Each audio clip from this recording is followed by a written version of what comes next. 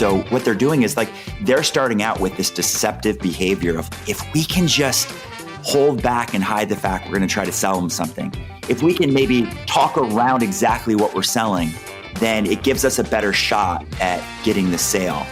And I always say, like, is your goal to obtain or sustain? My philosophy is you don't want a quick sale, because a quick sale will have fallout, right? People who will cancel, they'll leave you bad reviews, they won't use you again, etc. You really want a lifetime value of a client, which means you didn't just obtain the sale through some covert, cool way of getting them to sign on the dotted line, but you actually built a relationship.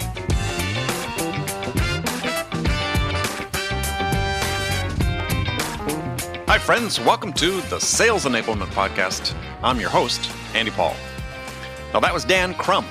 Dan is the author of the book titled The CIA Method, about the best practices in hiring and recruiting for sales. He's also the creator of the CIA Top Secret Sales Method. I might be wondering where the CIA reference comes from. Well, Dan has had one of the most interesting journeys into sales.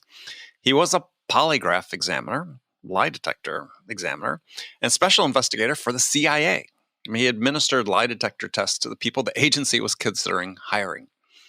And from his experiences, Dan learned that the key to effective hiring is to have a process that minimizes the subjectivity that's inherent in making critical hiring decisions.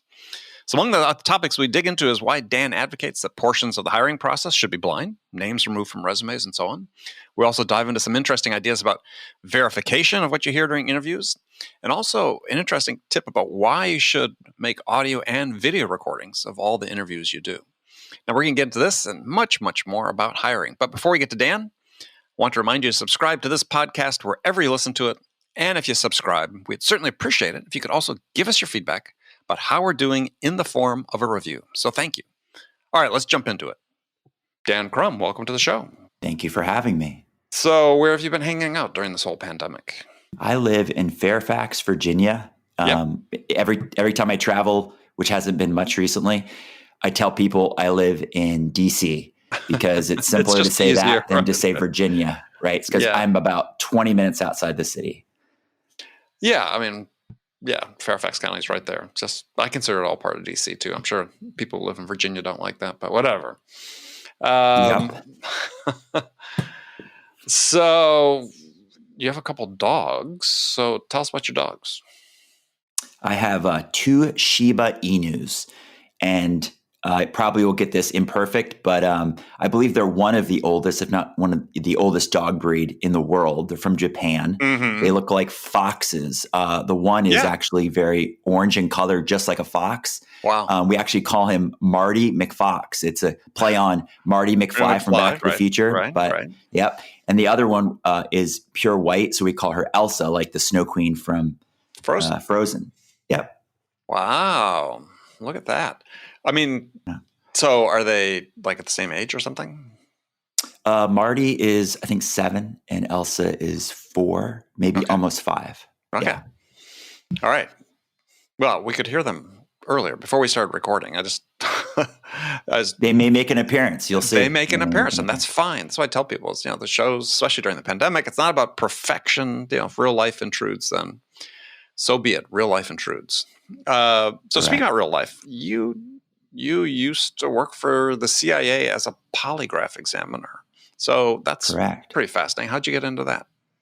So to rewind a little bit, back in 2001, I was in San Diego. I think that's where you are. That's where I am right now, Were you in the service or?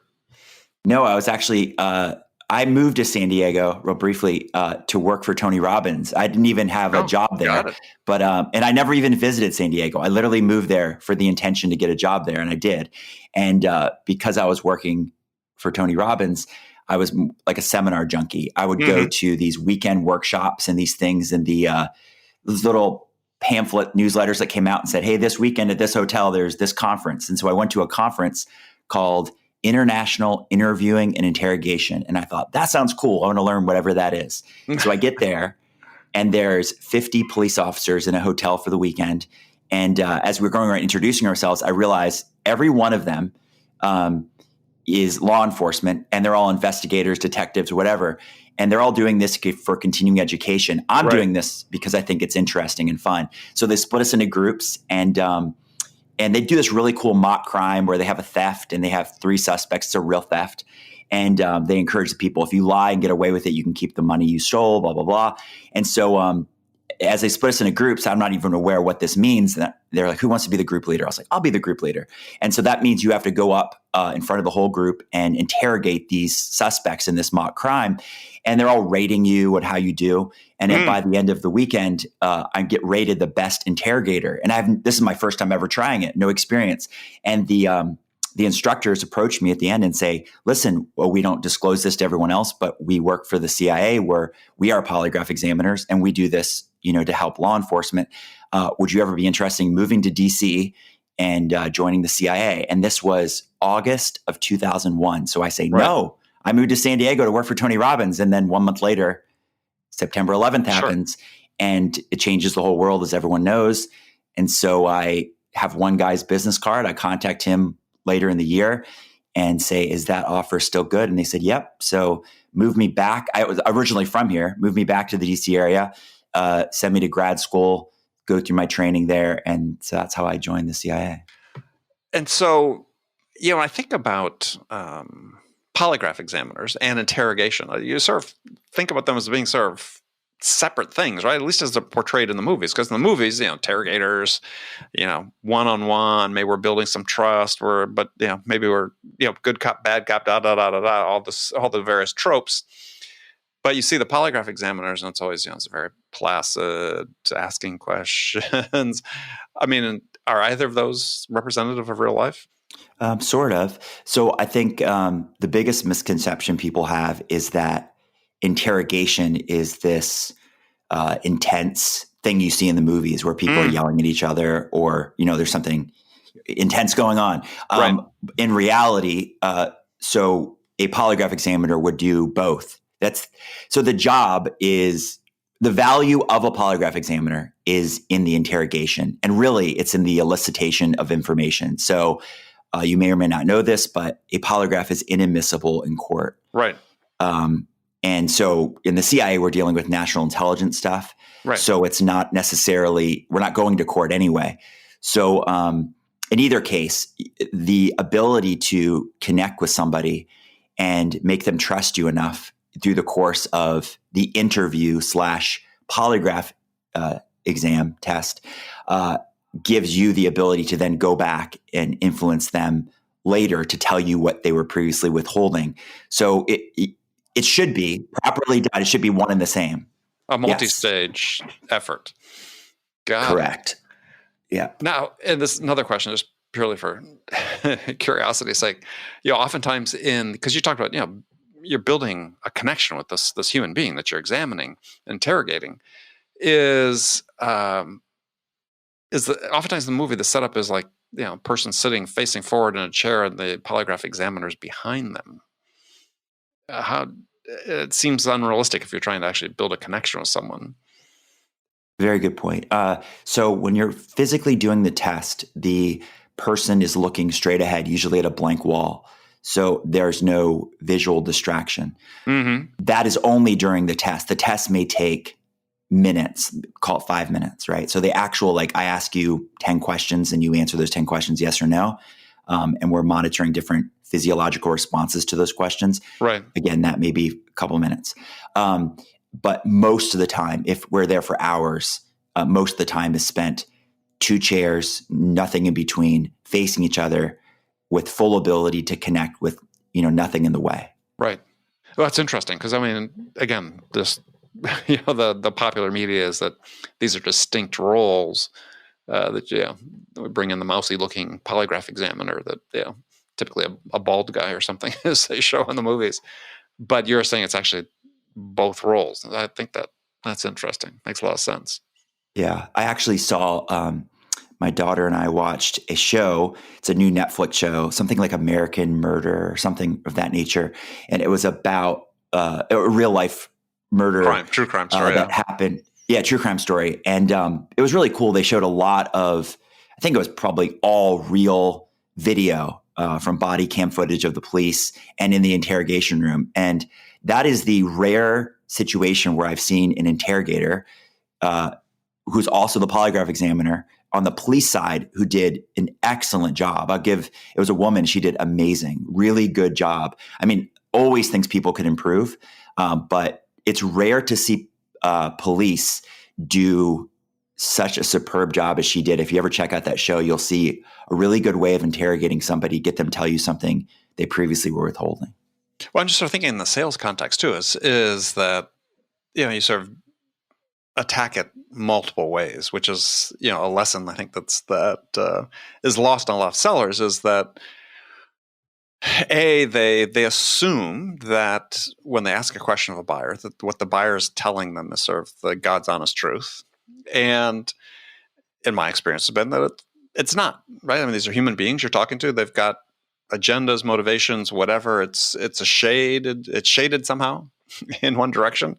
And so you have to come back and have that subsequent conversation to really find out what the real truth is.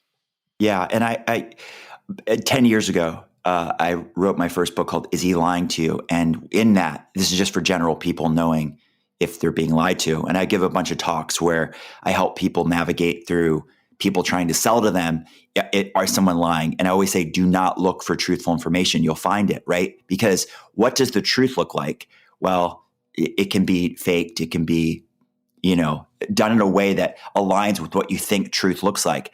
So we're not supposed to be looking for truthful information. We're supposed to be looking for what appears to be deceptive information, right? Like something that doesn't feel right. A lot of times I tell people to literally trust your gut. So you'll hear something and you'll be like, that just doesn't sound right. That doesn't seem right. Trust that, because that's probably a good sign that somebody's misrepresenting something they're telling you. And so that was incorporated into your training that you received too, about trusting your instincts? Not necessarily, but the part of not looking for truthful information is taught to us. I mean, we're not sitting there because it's easy as humans. We want that. Go back to connection. We want to have that connection with someone. So it's easy to start to like you and go, Andy, I like you, man. Like I want to look for the best in you, and I want to believe that you're telling me the truth. So if I'm sitting there looking for it, I'm going to find it. So we are taught to you're going to find some version of it, right? Exactly. And what I realize all the time in my own kids, I mean, this literally happened just this past weekend, is when my kids lie to me, they always include truth in their lie. Oh, absolutely. Right? So if I ask a specific question, they're going to tell me something, and they know in their mind, they're like, what I just said is true. But oftentimes they don't answer the original question that was asked. Yeah. And I think I'm just laughing because I have this conversation with sellers all the time is they're in such a hurry to get through, the discovery call. It's like, but why did they tell this to you? What do you think their motivation is for saying this to you? Because it doesn't really align with your gut instinct. And too often in sales, people don't listen to the gut. They just plow ahead because I have to ask these questions to get answers to these questions. And the idea that someone isn't being, and it's not malicious untruth. It's just, people have their own perspectives, their own biases, you talk about that in your book, that, influence what they say. And if you get too hung up as a salesperson, this whole idea of like, well, I've got this connection with this person, I really like them, and then you're listening with this just completely sort of unfiltered ear, then you're really not going to understand exactly what the buyer's objectives are, what their challenges are, so on and so forth.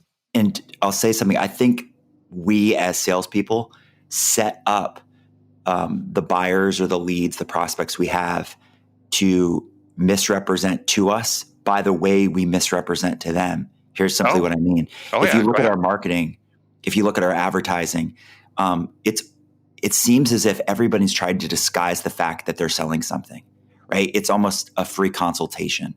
We're a consultant of some sort. Right. We are account representative.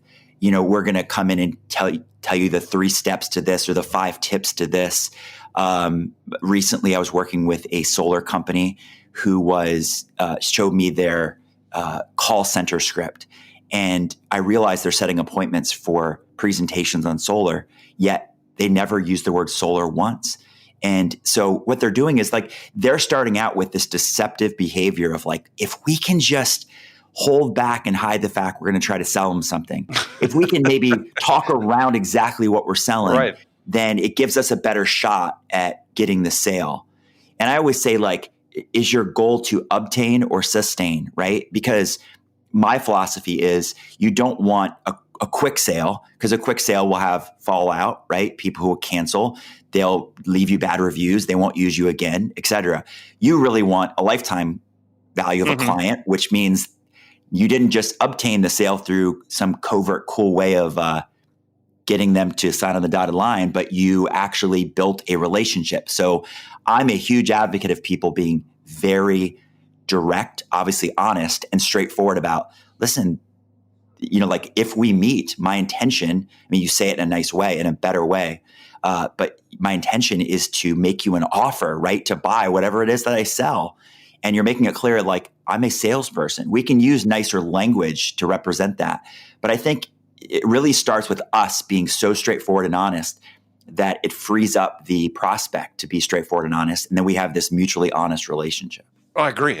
This idea about transparency of motivations is so critical to building trust with a buyer. And I was just laughing while you're talking because, I know I went through this at early stages of my career where you wanted to be called anything but a salesperson on your business card, right?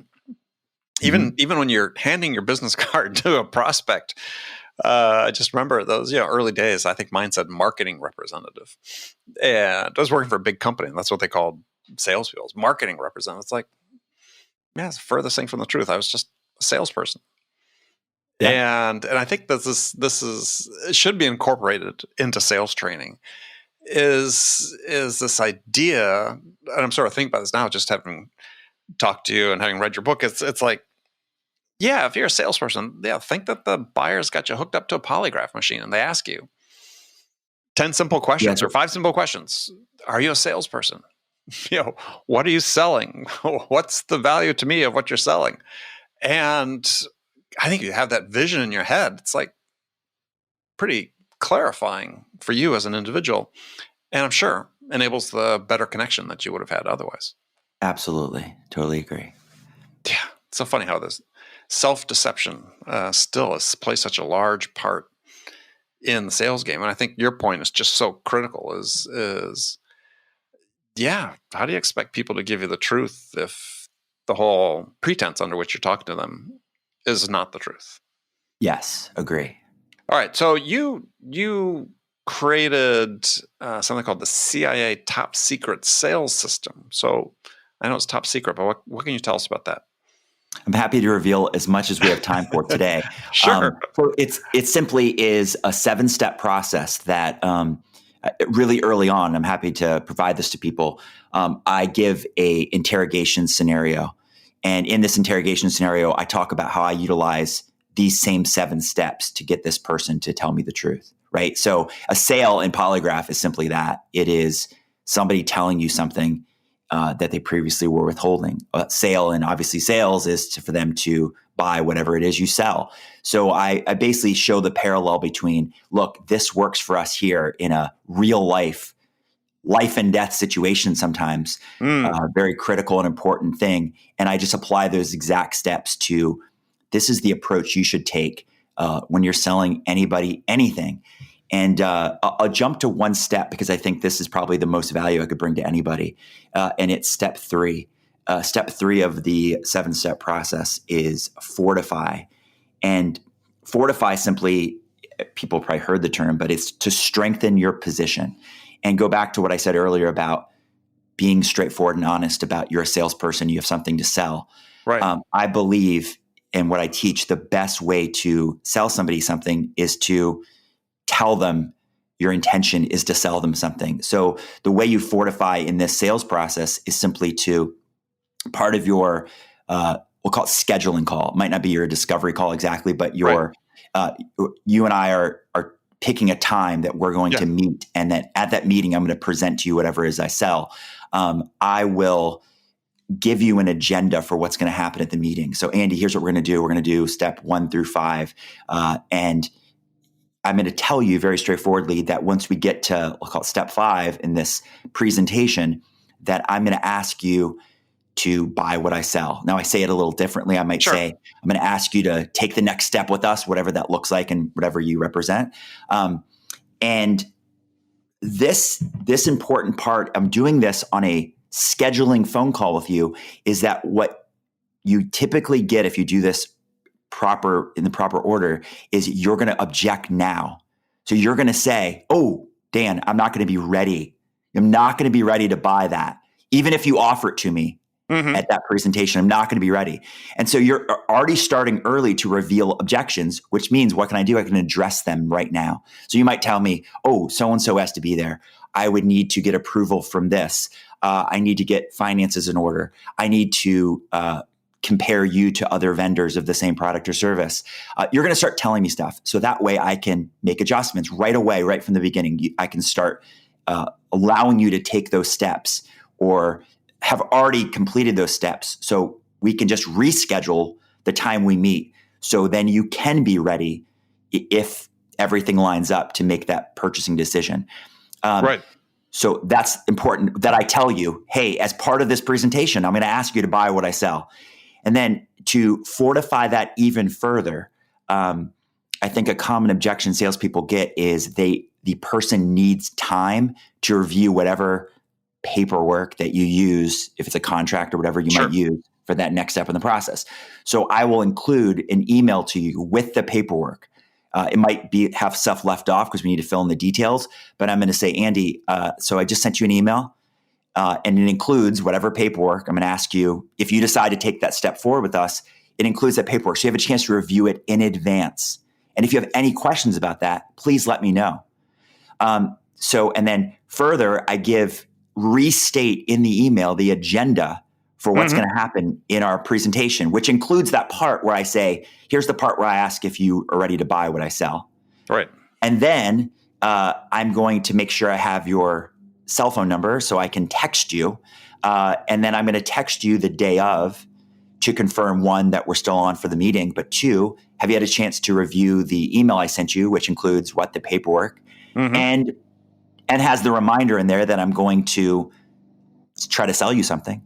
And then to jump forward to when we're actually doing that physical presentation, I always start with this agenda again. So I'm going to sit there and say, Andy, we can keep this informal, but just so we can make sure we cover everything that we want to cover today in this presentation, I'm going to go through those same steps with you. And I'm going to get to the part where I'm going to say, Andy, now this is where I'm going to ask you to buy what I sell. I will say it in better words, but or whatever, essentially right? that. The commitment is right. Exactly. And so if anybody from listening to this took away one thing, I will say add in to part of your sales process the step to fortify or strengthen your position to sell them by being so upfront. Number 1, that I'm a salesperson. So when I come present whatever I sell, I'm going to ask you to buy it, right? Whatever that is. And I'm going to remind you I'm going to ask you to buy it multiple times. You're going to likely object in some form or fashion. I can address that objection without being in front of you and have spent all this time to find out something I could have found out early on. I'm going to remind you about these steps. I'm going to send you the paperwork in advance. I'm going to check with you the day of to make sure we're still on. If you had other meetings, I'm going to verify you had those meetings. All these things, just simply so by the time we get to the step in my sales process, step 6, we call agree. Agree simply is what a lot of people call the close. I like to use this fun acronym because it aligns with my process. I say, by the time you get to step 6, agree, instead of like we heard, ABC, always be closing, I say it's CIA, closing is automatic. Now, how could I be so bold to say closing is automatic? Obviously, it's not for everybody, 100%, you don't close everybody, but it's automatic because if you follow the steps in order, by the time you get to step 6, it literally is just an agreement between 2 people. It's like if there's an alignment and a connection between you, you're going to be ready to buy. Yeah. Well, I mean, I think that, without getting down the rabbit hole on closing and so on, but yeah, I agree. I mean, it's a result of a process. It's an outcome of a process. It's not part of the process itself, the close. So a couple of things I think that's so important for people listening is that, this transparency about being in sales and what you're there to do is not incompatible with providing a great service to help the buyer make a good decision. And it's when you try to cloak one or two of those that you really run into trouble. For instance, if you tell the customer, "Hey, we're here to serve. We're here to help you make a good decision. Here to help you," and then you get to the last day of the month, and you say, "Yeah, if we could find a way to get you to sign an order this right today, we save you 10, 15%." Well, suddenly you've betrayed the fact that your motivations really aren't there to help them. It's just to get the order. And I think there's so much value, as you describe, in sort of laying out. It's okay to be. I think Adam Grant talks about this in Give and Take. It's okay to be a giver with an agenda. It's okay to be there to want to provide a great customer experience during the buying process, but have the agenda that you want to get an order and to spell that out. Absolutely. Yeah, it seems so hard for people. It shouldn't be that hard. And something else you brought up earlier too, which I just want to reiterate, is that I forget exactly how you phrased it, but it's really an important step in the selling process and the buyer's journey. Actually, when they provide you some information that's not, I don't call it proprietary, but it's closely held, it's internal, it's something that's really relevant to what you're doing, and they just don't tell it to everybody. And that really becomes a really important event. That's part of the reason you have to be so astute in the way you ask your questions and so on. But that then becomes I call a signal moment in the whole affair.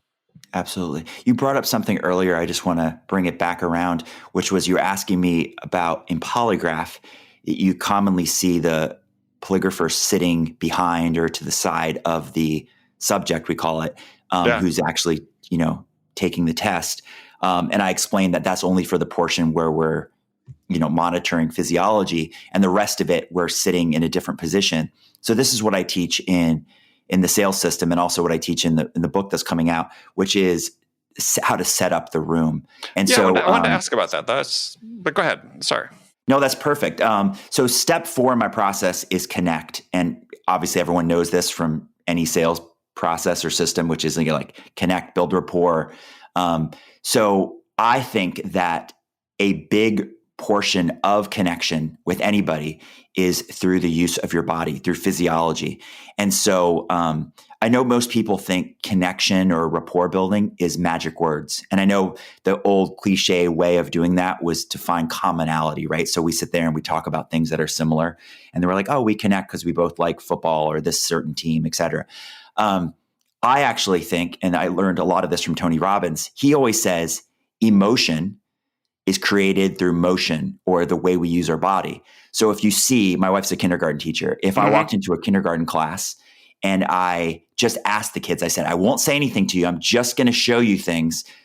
And you're going to tell me how I'm feeling. And I obviously slouched over and frowned. They'd say, oh, you're sad. And I'd be like, yeah, I didn't say a word, but they knew I was sad. And then I stood up and put my arms up in the air and smiled happily. They say, you're happy or excited. I'd be like, yeah, it's amazing. How do you know that? It's really, there's a brain-body connection, how much you believe in that. I believe in it fully, that our emotions are controlled by how we use our body. So everybody tells you in sales, but we're not utilizing it enough, that we say people buy for emotion and justify with logic. Mm-hmm. And so the goal of any salesperson is to get somebody into an emotional position where they're ready to buy.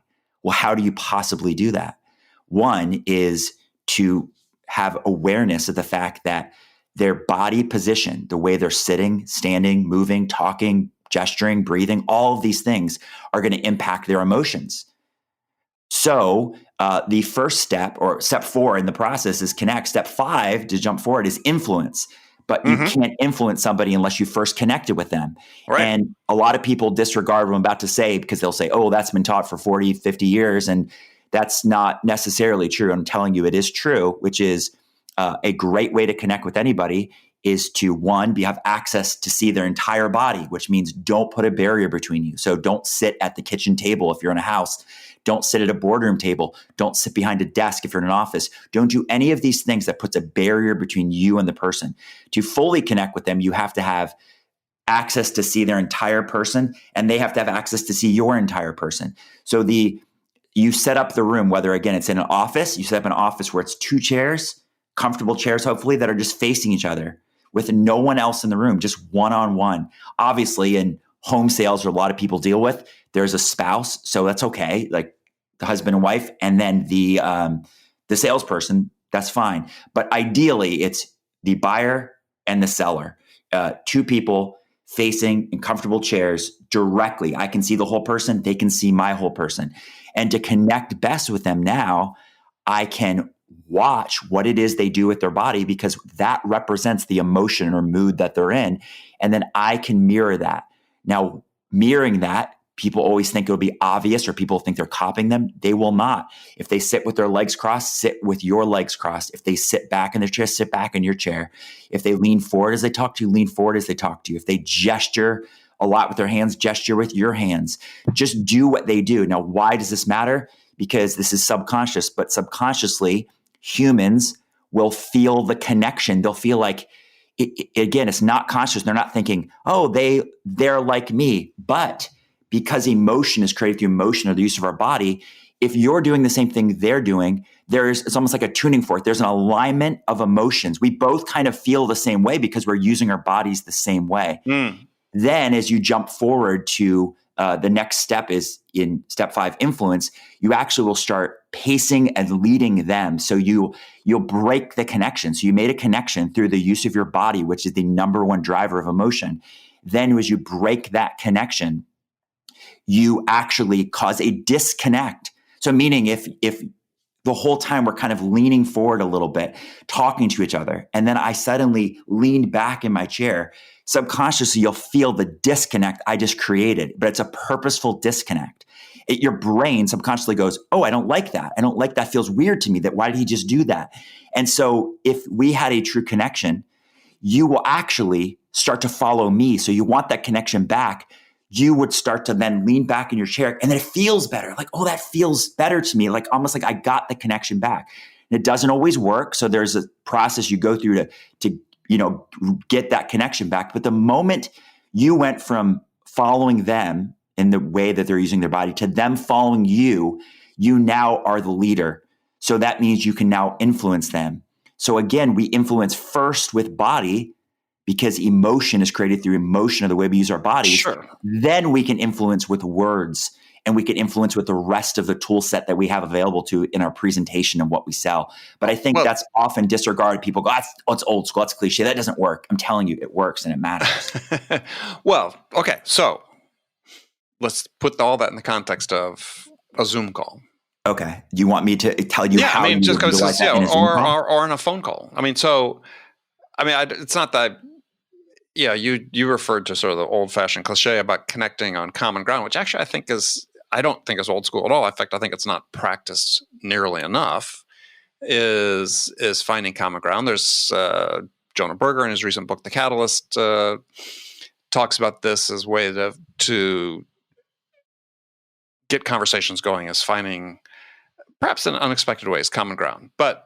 I'm not dismissing the emotion part, because emotion obviously is critical in influence and so on. But you just described a scenario which is relying on face-to-face, in person. So here we are in this world, even if it's in-home sales, those aren't happening quite as much, obviously. So what do you do as a seller when let's start first virtual, let's say on a Zoom call, second on a phone call? So I'll go back to what's ideal and then what ends up happening. So ideally, it's just one-on-one. So it's you and I, Andy. We're on a Zoom call. We see each other. We maybe can't see the whole person. The neck up, though. Typically. Exactly. Yeah, we can't see the whole person. So we're at a disadvantage. But if I could ideally set it up, and again, this is less than ideal, I'd at least hopefully see waist up, right? Or chest up. So there's more. I can see your arms. If I can see your arms, as a little bit of an advantage. I can see how you gesture, move, et cetera. I can kind of tell how you're sitting, but I can also frame the image. So like if I look at you and you're close to your camera, I can get a little closer to my camera. If you're sitting back and you're kind of, like taking up 1/3 of whatever, I can try to position myself. And it seems like, why would that matter? That's a little bit of way of mirroring the position of the camera. So that's one style. Here's reality though. A lot of people are not on video. And so you're just on audio, whether it be a phone call. Sometimes you're with groups of people. Sure. I was just doing a consulting for a business the other day, and there were 80 people on a Zoom session and none of them were on camera. So it was me trying, I have totally guessing, right? I have no idea how they're responding, what they look like, if they're sleeping. I have no idea what's going on. So that's the disadvantage we have. So I'll go back. Ideally, it's one person. Ideally, it's on camera. If it's not on camera, it's on voice, then I have to think of you as the one person, even if there are thousands of people listening after the fact. And now I just have to mirror voice. So I can do volume. Volume's a little difficult because it's digital. But meaning if you're a loud talker, I'll speak a little louder. If you're soft, I'll speak a little softer. Fast, faster, slow, slower. And the one thing for people to be aware of is a slow talker will be overwhelmed by a fast talker. And it also has all the cliches like fast talking, slick salesperson, et cetera. So especially if you're talking to a slow talker, just slow your voice down, speak slower, more deliberate. Sounds like the Seinfeld episode, a low talker. Exactly. So anyway, that's the best you can do with the digital world that we're dealing with now with COVID is if you're on Zoom, hopefully it's just you and the one person. Hopefully you can see a little bit more than just, neck up. If you can see their arms and head, you can position your camera similarly to theirs, you in frame just like them. You can definitely mirror voice tone and volume and speed. And again, if they're slow, please speak slower. And then if there's a group of people, pick the person who you think is the leader or the influencer of that group and mirror them. And because you can't obviously mirror everybody, so pick the one person you think is going to influence the rest and do things like them. Because to them, the association they have is if they look up to that person and they see similarity between you and that person, they kind of pass on to you the same credibility or influence factor that they have with them, they pass on to you. Right. Well, but I think, let me just ask a question because of course we're getting short on time, but you can manage on Zoom how you present yourself, and it may not be mirrored, but to the point about emotion is, I was talking to someone last week who saying, look, every time he's on camera now, Zoom, you see full body. He stands. He doesn't sit, stands. He's got it framed, the picture in such a way that, you see him standing and presenting and moving and so on. What are your thoughts about that? If you can only control one aspect of it, let's say you're talking to a group where everybody's on audio, but they can see you standing versus sitting. So absolutely, I think that especially in this situation, if you're taught as part of your sales process, like if you were in a home or in a boardroom or wherever you are, and your ideal way of presenting is with you standing up and presenting using your whole body, then try to do the same thing on Zoom. And same thing with visuals, the visuals that are behind you, the lighting that you have, how the quality of your audio, all of those things. People would say, does it really matter? It does matter. How much is impossible to quantify, but it all matters, right? So have great audio, have great lighting, have a really interesting or good background. If you're going to have visuals, make sure they're quality visuals, but might as well utilize everything you could have done if you were sitting in a boardroom or in an office or in somebody's home presenting. Try to utilize the exact same benefit in this digital world. I agree. Well, good. Well, Dan, unfortunately, we didn't get to your book, but we'll have to do this again and talk about that. So for people who want to connect with you and learn about what you're doing, what's the best way to do that? I have a personal website, dancrum.com, dancrum.com. Everything related to the book and the sales system is ciamethod.com. So you can check that out. The book. Yeah. And just let people know the book is about hiring, recruiting, and retaining employees. And you said it's coming out when? Actually, I just was talking to my publisher today. It's coming out on Election Day, November 3rd. It got pushed back because of COVID.